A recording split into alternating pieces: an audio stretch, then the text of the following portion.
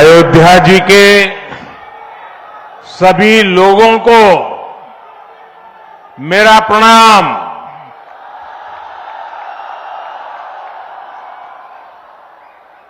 आज पूरी दुनिया उत्सुकता के साथ 22 जनवरी के ऐतिहासिक क्षण का इंतजार कर रही है। ऐसे में अयोध्या वासियों में ये उत्साह, ये उमंग बहुत स्वाभाविक है। भारत की मिट्टी के कण कण और भारत के जन जन का मैं पुजारी हूं और मैं भी आपकी तरह उतना ही उत्सुक हूं। हम सभी का ये उत्साह, ये उमंग थोड़ी देर पहले अयोध्या की सड़कों पर भी पूरी तरह नजर आ रहा था। ऐसा लगता था कि पूरी अयोध्या नगरी ही सड़क पर उतर आई हो। इस प्यार, इस आशीर्वाद के लिए मैं आप सभी का हृदय से आभार व्यक्त करता हूं।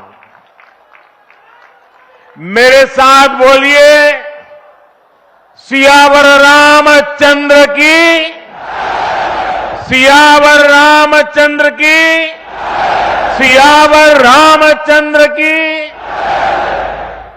उत्तर प्रदेश की गवर्नर आनंदीबेन पटेल, यहां के लोकप्रिय मुख्यमंत्री योगी आदित्यनाथ जी, मंत्रिमंडल में मेरे सहयोगी ज्योतिरादित्य जी, अश्विनी वैष्णव जी, वीके सिंह जी, उत्तर प्रदेश के deputy CM Keshav Prasad Maurya ji, Brajesh Pathak ji, UP सरकार के अन्य मंत्रीगण, सभी सांसद और विधायकगण और विशाल संख्या में आए मेरे परिवारजनों, देश के इतिहास में 30 दिसंबर की यह तारीख बहुत ही ऐतिहासिक रही है। आज के ही दिन 1943 में नेताजी सुभाष चंद्र बोस ने अंडमान में झंडा फहराकर भारत की आजादी का जयघोष किया था। आजादी के आंदोलन से जुड़े ऐसे पावन दिवस पर आज हम आजादी के अमृत काल के संकल्प को आगे बढ़ा रहे हैं। आज विकसित भारत के निर्माण को गति देने के अभियान को अयोध्या नगरी से नई ऊर्जा मिल रही है। आज यहां 15,000 करोड़ रुपए से अधिक के विकास कार्यों का शिलान्यास और लोकार्पण हुआ है।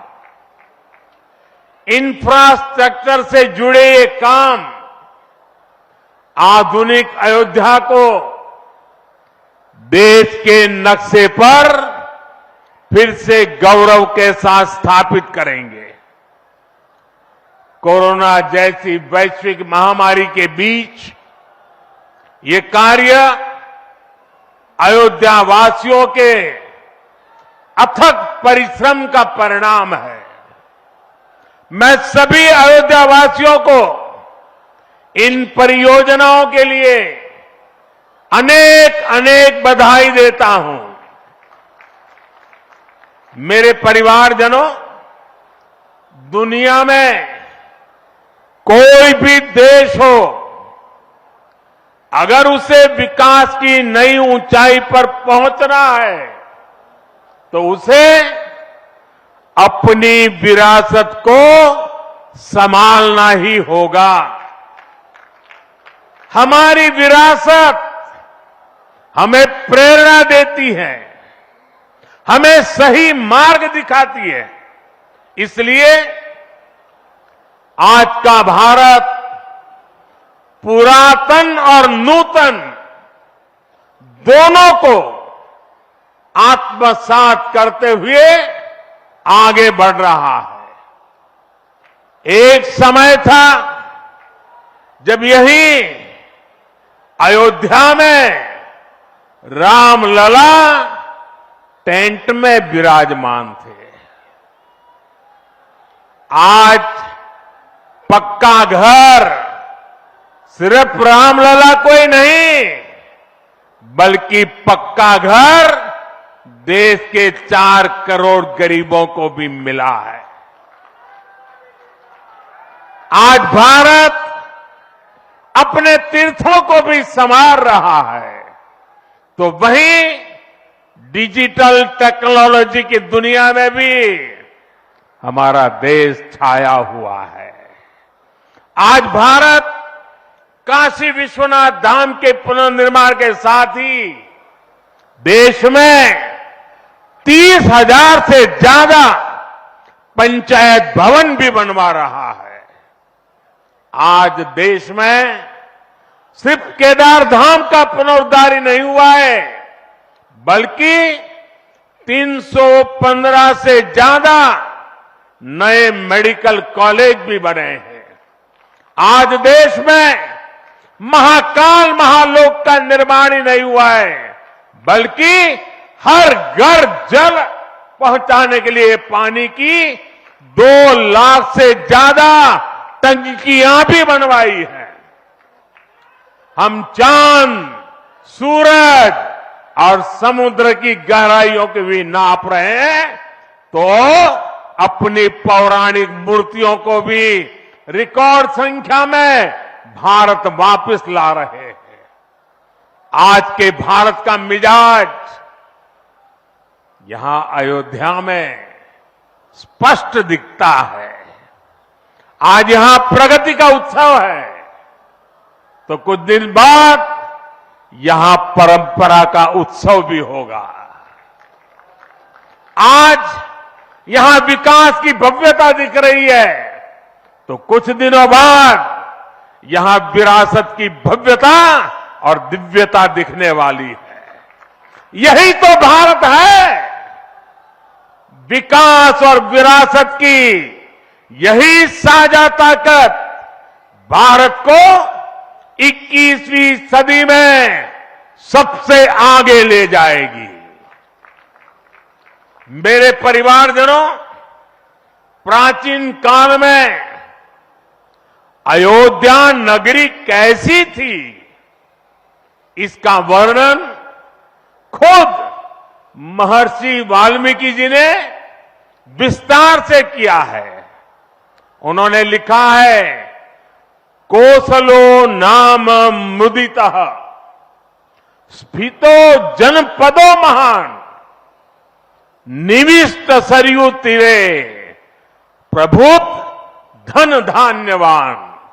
अर्थात वाल्मीकि जी बताते हैं कि महान अयोध्यापुरी धन धान्य से परिपूर्ण थी, समृद्धि के शिखर पर थी और आनंद से भरी हुई थी।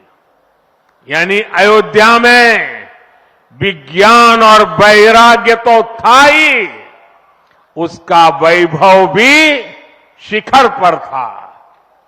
अयोध्या नगरी की उसी पुरातन पहचान को हमें आधुनिकता से जोड़कर वापस लाना है। साथियों, आने वाले समय में अयोध्या नगरी अवध क्षेत्र ही नहीं बल्कि पूरे यूपी के विकास को ये हमारी अयोध्या दिशा देने वाली है।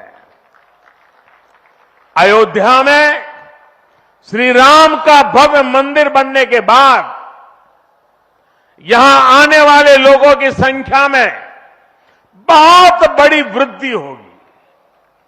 इसे ध्यान में रखते हुए हमारी सरकार अयोध्या में हजारों करोड़ रुपयों के विकास कार्य करा रही है, अयोध्या को स्मार्ट बना रही है।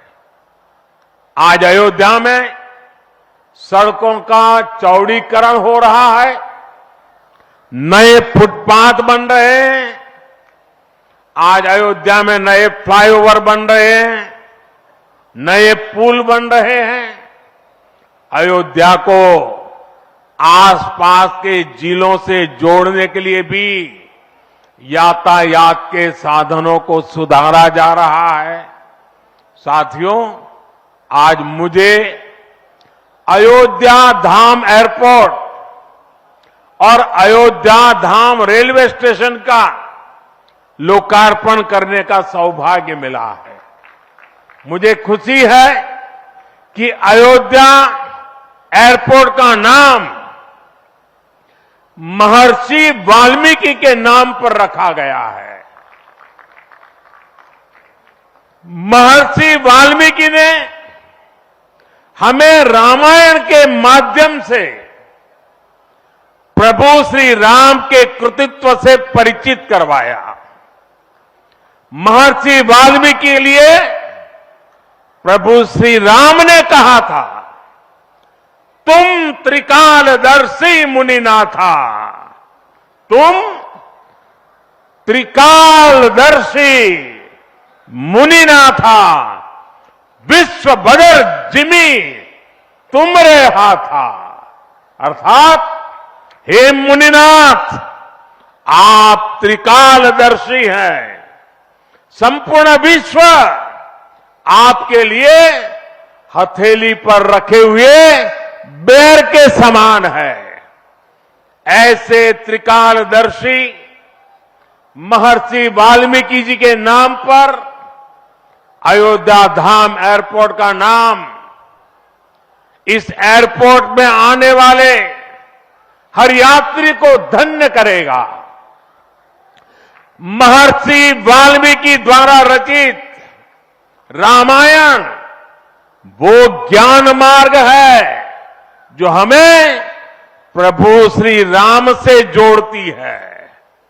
आधुनिक भारत में महर्षि वाल्मीकि इंटरनेशनल एयरपोर्ट अयोध्या धाम हमें दिव्य भव्य नव्य राम मंदिर से जोड़ेगा। जो ये नया एयरपोर्ट बना है उसकी क्षमता हर साल 10 लाख यात्रियों को सेवा करने की क्षमता है। जब इस एयरपोर्ट के दूसरे चरण का काम भी पूरा हो जाएगा तो महर्षि वाल्मीकि इंटरनेशनल एयरपोर्ट पर हर साल 60 लाख यात्री आ जा सकेंगे। अभी अयोध्या धाम रेलवे स्टेशन पर हर रोज 10-15 हजार लोगों को उनकी सेवा करने की क्षमता है। स्टेशन का पूरा विकास होने के बाद अयोध्या धाम रेलवे स्टेशन पर हर रोज 60,000 लोग आ जा सकेंगे। साथियों, एयरपोर्ट, रेलवे स्टेशनों के अलावा आज यहां अनेक पथों का, मार्गों का भी लोकार्पण हुआ है।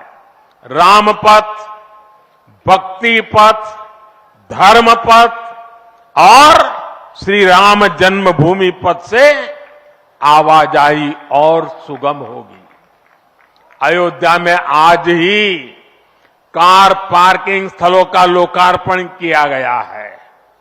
नए मेडिकल कॉलेज से यहां आरोग्य की सुविधाओं को और विस्तार मिलेगा। सरयू जी की निर्मलता बनी रहे, इसके लिए भी डबल इंजन सरकार पूरी तरह समर्पित है। सरयू जी में गिरने वाले दूषित पानी को रोकने के लिए भी काम शुरू हुआ है। राम की पैड़ी को एक नया स्वरूप दिया गया है। सरयू के किनारे नए नए घाटों का विकास हो रहा है। यहां के सभी प्राचीन कुंडों का पुनरुद्धार भी किया जा रहा है। लता मंगेशकर चौक हो या राम कथा स्थल, ये अयोध्या की पहचान बढ़ा रहे हैं। अयोध्या में बनने जा रही नई टाउनशिप यहां के लोगों का जीवन और आसान बनाएगी। विकास के इन कार्यों से अयोध्या में रोजगार और स्वरोजगार के नए अवसर भी बनेंगे। इससे यहां के टैक्सी वाले, रिक्शा वाले, होटल वाले, ढाबे वाले, प्रसाद वाले, फूल बेचने वाले, पूजा का सामग्री बेचने वाले, हमारे छोटे मोटे दुकानदार भाई, सभी की आय बढ़ेगी। मेरे परिवारजनों, आज यहां आधुनिक रेलवे के निर्माण की तरफ एक और बड़ा कदम देश ने उठाया है। वंदे भारत और नमो भारत के बाद आज एक और आधुनिक ट्रेन देश को मिली है। इस नई ट्रेन सीरीज का नाम अमृत भारत ट्रेन रखा गया है। वंदे भारत, नमो भारत और अमृत भारत ट्रेनों की ये त्रिशक्ति भारतीय रेलवे का कायाकल्प करने जा रही है। इससे बड़ी खुशी की बात क्या हो सकती है कि पहली अमृत भारत ट्रेन अयोध्या से गुजर रही है। Delhi Darbhanga Amrit Bharat express train Delhi, UP, Bihar के लोगों की यात्रा को आधुनिक बनाएगी। इससे बिहार के लोगों के लिए भव्य राम मंदिर में विराजने जा रहे रामलला के दर्शन को और सुगम बनाएगी। ये आधुनिक अमृत भारत एक्सप्रेस ट्रेन विशेष रूप से हमारे गरीब परिवार, हमारे श्रमिक साथियों को बहुत मदद करेगी। श्री रामचरित मानस में गोस्वामी तुलसीदास जी ने कहा है, परहित सरिस धर्म नहीं भाई, पर पीड़ा सम नहीं अदमाई। अर्थात दूसरों की सेवा करने से बड़ा और कोई धर्म, कोई और कर्तव्य नहीं है। आधुनिक अमृत भारत ट्रेनें गरीब की सेवा इसी भावना से ही शुरू की गई है। जो लोग अपने काम के कारण अक्सर लंबी दूरी का सफर करते हैं, जिनकी उतनी आमदनी नहीं है, वे भी आधुनिक सुविधाओं और आरामदायक सफर के हकदार हैं। गरीब के जीवन की भी गरिमा है। इसी ध्येय के साथ इन ट्रेनों को डिजाइन किया गया है। आज ही पश्चिम बंगाल और कर्नाटका के साथियों को भी उनके राज्य की पहली अमृत भारत एक्सप्रेस ट्रेन मिली है। मैं इन राज्यों को भी अमृत भारत ट्रेनों की बधाई दूंगा।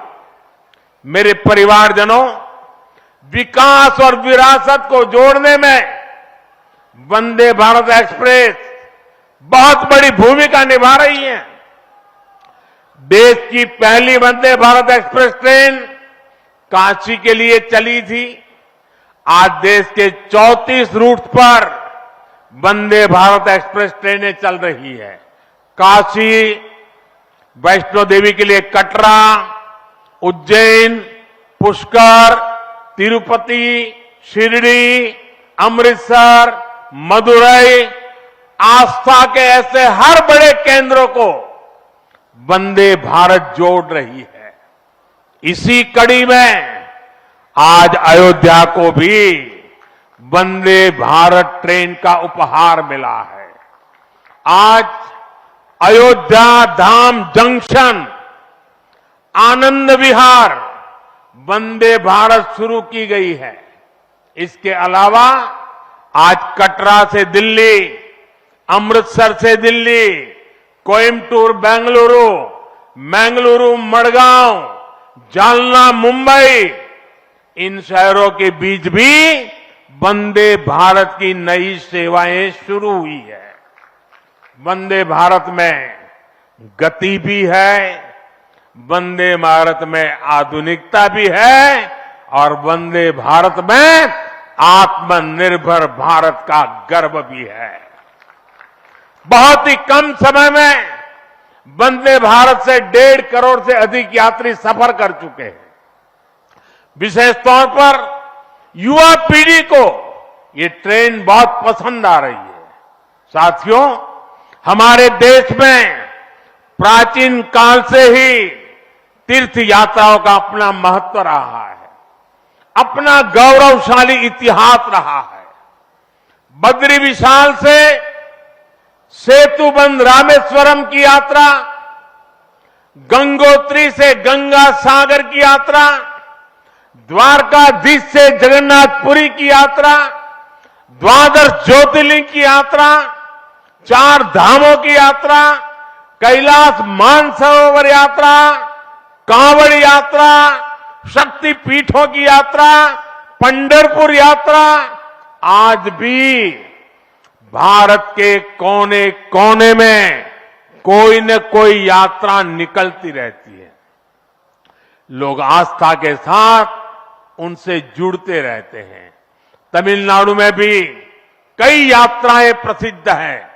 शिवस्थल पाद यात्रिरई, मुरुगनंकु कावड़ी यात्रिरई, वैष्णव तिरुपति यात्रिरई, अस्मन तिरुत्तल यात्रिरई, केरला में सबरीमाला यात्रा हो, आंध्र तेलंगाना में मेदाराम में समक्का और सरक्का की यात्रा हो, नागोबा यात्रा, इनमें लाखों की संख्या में श्रद्धालु जुड़ते हैं। यहां बहुत कम लोगों को पता होगा कि केरला में भगवान राम और उनके भाइयों भरत, लक्ष्मण और शत्रुघ्न के धाम की भी यात्रा होती है। ये यात्रा नालंबम यात्रा के नाम से जानी जाती है। इसके अलावा देश में कितनी ही परिक्रमाएं भी जारी रही है। गोवर्धन परिक्रमा, पंचकोशी परिक्रमा, 84 कोसी परिक्रमा, ऐसी यात्राओं और परिक्रमाओं से हर भक्त का ईश्वर के प्रति जुड़ाव और मजबूत होता है। बौद्ध धर्म में भगवान बुद्ध से जुड़े स्थलों गया, लुम्बिनी, कपिलवस्तु, सारनाथ, कुशीनगर की यात्राएं होती हैं। राजगीर बिहार में बुद्ध अनुयायियों की परिक्रमा होती है। जैन धर्म में पावागढ़, समेत शिखर जी, पालीताना, कैलाश की यात्रा हो। सिखों के लिए पंच तख्त यात्रा और गुरुधाम यात्रा हो। अरुणाचल प्रदेश में नॉर्थ ईस्ट से परशुराम कुंड की विशाल यात्रा हो। इनमें शामिल होने के लिए श्रद्धालु पूरी आस्था के साथ जुड़ते हैं। देश भर में सदियों से हो रही इन यात्राओं के लिए वैसा ही समुचित इंतजाम भी किए जाते हैं। अब अयोध्या में हो रहे ये निर्माण कार्य यहां आने वाले हर राम भक्त के लिए अयोध्या धाम की यात्रा को, भगवान के दर्शन को और आसान बनाएंगे। साथियों, ये ऐतिहासिक क्षण बहुत भाग्य से हम सभी के जीवन में आया है। हमें देश के लिए नव संकल्प लेना है, खुद को नई ऊर्जा से भरना है। इसके लिए 22 जनवरी को आप सभी अपने घरों में मैं पूरे देश के 140 करोड़ देशवासियों को अयोध्या की इस पवित्र भूमि से प्रार्थना कर रहा हूं। अयोध्या की प्रभु राम की नगरी से प्रार्थना कर रहा हूं। मैं 140 करोड़ देशवासियों को हाथ जोड़ करके प्रार्थना कर रहा हूं कि आप 22 जनवरी को जब अयोध्या में प्रभु राम विराजमान हो, अपने घरों में भी श्री राम ज्योति जलाएं, दीपावली मनाएं। 22 जनवरी की शाम पूरे हिंदुस्तान में जगमग जगमग होनी चाहिए। लेकिन साथ ही मेरे सभी देशवासियों से एक करबद्ध प्रार्थना और भी है। हर किसी की इच्छा है कि 22 जनवरी को होने वाले आयोजन का साक्षी बनने के लिए वो स्वयं अयोध्या आए। लेकिन आप भी जानते हैं कि हर किसी का आना संभव नहीं है। अयोध्या में सबका पहुंचना बहुत मुश्किल है और इसलिए सभी राम भक्तों को, देश भर के राम भक्तों को, उत्तर प्रदेश के विशेष करके राम भक्तों को मेरा हाथ जोड़ करके प्रणाम के साथ प्रार्थना है, मेरा आग्रह है कि 22 जनवरी को एक बार विधि पूर्वक कार्यक्रम हो जाने के बाद 23 तारीख के बाद अपनी सुविधा के अनुसार वो अयोध्या आए। अयोध्या आने का मन 22 तारीख को न बनाए। प्रभु राम जी को तकलीफ हो, ऐसा हम भक्त कभी कर नहीं सकते हैं। प्रभु राम जी पधार रहे हैं तो हम भी कुछ दिन इंतजार करें। 550 साल इंतजार किया है, कुछ दिन और इंतजार कीजिए। और इसलिए सुरक्षा के लिहाज से, व्यवस्था के लिहाज से मेरी आप सबसे बार बार प्रार्थना है कि कृपा करके, क्योंकि अब प्रभु राम के दर्शन, अयोध्या का नव्य भव्य दिव्य मंदिर आने वाली सदियों तक दर्शन के लिए उपलब्ध है। आप जनवरी में आए, फरवरी में आए, मार्च में आए, 1 साल के बाद आए, 2 साल के बाद आए, मंदिर है ही। और इसलिए 22 जनवरी को यहां पहुंचने के लिए भीड़भाड़ करने से आप बचिए, ताकि यहां जो व्यवस्था है, मंदिर के जो व्यवस्थापक लोग हैं, मंदिर का जो ट्रस्ट है, हमें इतना पवित्र काम उन्होंने किया है, इतनी मेहनत करके किया है, पिछले 3-4 साल से दिन रात काम किया है, उनको हमारी तरफ से कोई तकलीफ नहीं होनी चाहिए। और इसलिए मैं बार बार आग्रह करता हूं कि 22 को यहां पहुंचने का प्रयास हम न करें। कुछ ही लोगों को निमंत्रण गया है, वे लोग आएंगे और 23 के बाद सारे देशवासियों के लिए आना बड़ा सरल हो जाएगा। साथियों, आज मेरा एक आग्रह मेरे अयोध्या के भाई बहनों से, आपको देश और दुनिया के अनगिनत अतिथियों के लिए तैयार होना है। अब देश दुनिया के लोग लगातार हर रोज अयोध्या आते रहेंगे। लाखों की तादाद में लोग आने वाले हैं, अपनी अपनी सुविधा से आएंगे। कोई 1 साल में आएगा, 2 साल में आएगा, 10 साल में आएगा, लेकिन लाखों लोग आएंगे। और ये सिलसिला अब अनंत काल तक चलेगा, अनंत काल तक चलेगा। इसलिए अयोध्या वासियों को, आपको भी एक संकल्प लेना है, और ये संकल्प है अयोध्या नगर को भारत का सबसे स्वच्छ शहर बनाने का।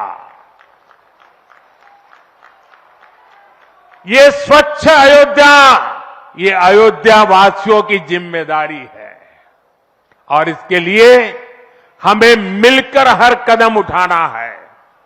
मैं आज देश के सभी तीर्थ क्षेत्रों और मंदिरों से अपना आग्रह दोहराऊंगा। देश भर के लोगों से मेरी प्रार्थना है, भव्य राम मंदिर के निर्माण के निमित्त एक सप्ताह पहले 14 जनवरी मकर संक्रांति के दिन से पूरे देश के छोटे मोटे सब तीर्थ स्थलों पर स्वच्छता का एक बहुत बड़ा अभियान चलाया जाना चाहिए। हर मंदिर, हिंदुस्तान के हर कोने में हमें उसकी सफाई का अभियान मकर संक्रांति 14 जनवरी से 22 जनवरी तक हमें चलाना चाहिए। प्रभु राम पूरे देश के हैं और प्रभु राम जी जब आ रहे हैं तो हमारा एक भी मंदिर, हमारा एक भी तीर्थ क्षेत्र उसका और उसके परिसर के इलाके का अस्वच्छ नहीं होना चाहिए, गंदगी नहीं होना चाहिए। साथियों, अब से कुछ देर पहले मुझे अयोध्या नगरी में ही एक और सौभाग्य प्राप्त हुआ है। आज मुझे खुशी है ये बताते हुए कि उज्ज्वला गैस कनेक्शन की 10 करोड़वीं लाभार्थी बहन के घर मुझे जाकर के चाय पीने का मौका मिला। जब 1 मई 2016 को हमने यूपी के बलिया से उज्ज्वला योजना शुरू की थी तो कोई कल्पना भी नहीं कर सकता था कि ये योजना सफलता की इस ऊंचाई पर पहुंचेगी। इस योजना ने करोड़ों परिवारों का, करोड़ों माताओं बहनों का जीवन हमेशा के लिए बदल दिया है। उन्हें लकड़ी के धुएं से मुक्ति दिलाई है। साथियों, हमारे देश में गैस कनेक्शन देने का काम 60-70 साल पहले शुरू किया गया था, 6-7 दशक पहले। लेकिन 2014 तक हालत ये थी कि 50-55 साल में सिर्फ 14 करोड़ गैस कनेक्शन ही दिए जा चुके थे, यानी 5 दशक में 14 करोड़, जबकि हमारी सरकार ने 1 दशक में 18 करोड़ नए गैस कनेक्शन दिए हैं। और इस 18 करोड़ में 10 करोड़ गैस कनेक्शन मुफ्त में दिए गए हैं, उज्ज्वला योजना के तहत दिए गए हैं। जब गरीब की सेवा की भावना हो, जब नीयत नेक हो, तो इसी तरह से काम होता है, इसी तरह के नतीजे मिलते हैं। आजकल कुछ लोग मुझसे पूछते हैं कि मोदी की गारंटी में इतनी ताकत क्यों है? मोदी की गारंटी में इतनी ताकत इसलिए है क्योंकि मोदी जो कहता है वो करने के लिए जीवन खपा देता है। मोदी की गारंटी पर आज देश को इसलिए भरोसा है क्योंकि मोदी जो गारंटी देता है उसे पूरा करने के लिए दिन रात एक कर देता है। ये अयोध्या नगरी भी तो इसकी साक्षी है। और मैं आज अयोध्या के लोगों को फिर से विश्वास दूंगा कि इस पवित्र धाम के विकास में हम कोई कोर कसर बाकी नहीं छोड़ेंगे।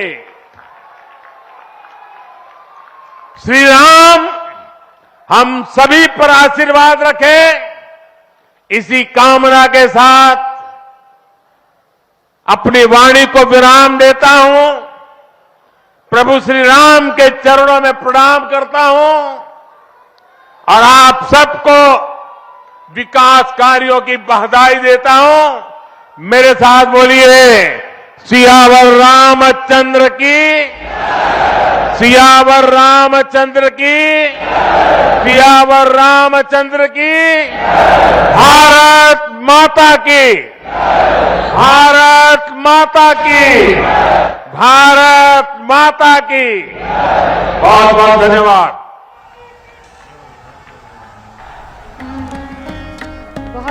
ಇದಿಷ್ಟು ಪ್ರಧಾನಮಂತ್ರಿಯವರ ಮಾತು। ಡಿಸೆಂಬರ್ 30 ಈ ದಿನವನ್ನು ನಾವು ಯಾಕೆ ಆಯ್ಕೆ ಮಾಡಿಕೊಂಡ್ವಿ, ಈ ಯೋಜನೆಗಳನ್ನು ಲೋಕಾರ್ಪಣೆಗೊಳಿಸೋದಕ್ಕೆ ಈ ದಿನವೇ ಯಾಕೆ ಪ್ರಶಸ್ತಿ ಅಂತ ನಾವು ಸೆಲೆಕ್ಟ್ ಮಾಡಿದ್ವಿ ಅನ್ನೋದ್ರ ಬಗ್ಗೆ ಅವರು ಹೇಳಿದರು। 1943 ಡಿಸೆಂಬರ್ 30 ನೇತಾಜಿ ಸುಭಾಷ್ ಚಂದ್ರ ಬೋಸ್ ಅಂಡಮಾನ್ ನಿಕೋಬಾರ್ನಲ್ಲಿ ತಿರಂಗ ಹಾರಿಸಿದರು।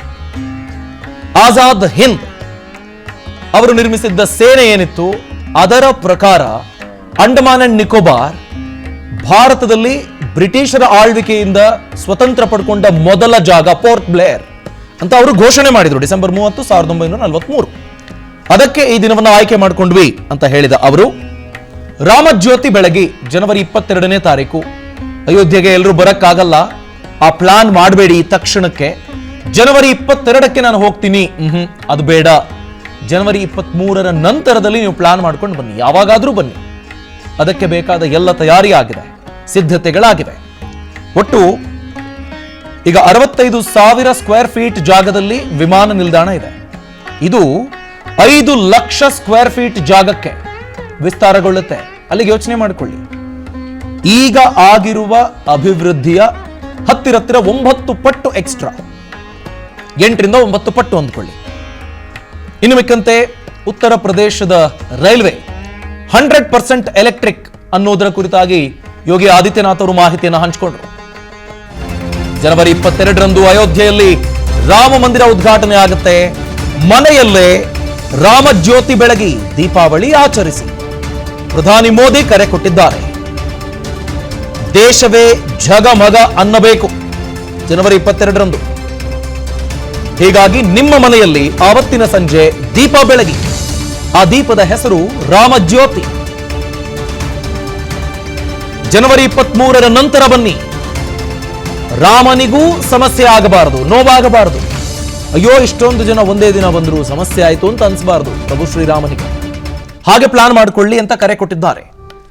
ಜನವರಿ 22ನೇ ತಾರೀಕು ಸಂಜೆ ರಾಮಜ್ಯೋತಿ ಬೆಳಗಬೇಕು ಎಲ್ಲರೂ। कि आप 22 जनवरी को जब अयोध्या में प्रभु राम विराजमान हो, अपने घरों में भी श्री राम ज्योति जलाएं, दीपावली मनाएं। 22 जनवरी की शाम पूरे हिंदुस्तान में जगमग जगमग होनी चाहिए। यहां के लोगों का जीवन और आसान बनाएगी। विकास के इन कार्यों से अयोध्या में रोजगार और स्वरोजगार के नए अवसर भी बनेंगे। इससे यहां के टैक्सी वाले, रिक्शा वाले, होटल वाले, ढाबे वाले, प्रसाद वाले, फूल बेचने वाले, पूजा का सामग्री बेचने वाले, हमारे छोटे मोटे दुकानदार भाई, सभी की आय बढ़ेगी। मेरे परिवारजनों, आजकल कुछ लोग मुझसे पूछते हैं कि मोदी की गारंटी में इतनी ताकत क्यों है?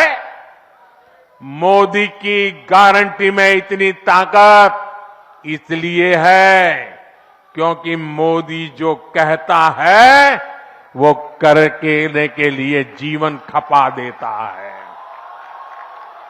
मोदी की गारंटी पर ಅನುಕ್ಷಣದ ಸುದ್ದಿಗಳಿಗಾಗಿ ವಿಸ್ತಾರ ನ್ಯೂಸ್ ಯೂಟ್ಯೂಬ್ ಚಾನೆಲ್ ಸಬ್ಸ್ಕ್ರೈಬ್ ಮಾಡಿ। ಹೊಸ ಸುದ್ದಿಗಳ ನೋಟಿಫಿಕೇಶನ್ಗಾಗಿ ಬೆಲ್ ಐಕಾನ್ ಕ್ಲಿಕ್ ಮಾಡಿ। ಲೇಟೆಸ್ಟ್ ಅಪ್ಡೇಟ್ಸ್ಗಾಗಿ www.vistaranews.com ವೆಬ್ಸೈಟ್ಗೆ ವಿಸಿಟ್ ಮಾಡಿ। ಅಂಗೈಯಲ್ಲೇ ಜಗತ್ತಿನ ಸುದ್ದಿ ತಿಳಿಯಲು ವಿಸ್ತಾರ ನ್ಯೂಸ್ ಕನ್ನಡ ಆಪ್ ಡೌನ್ಲೋಡ್ ಮಾಡಿ।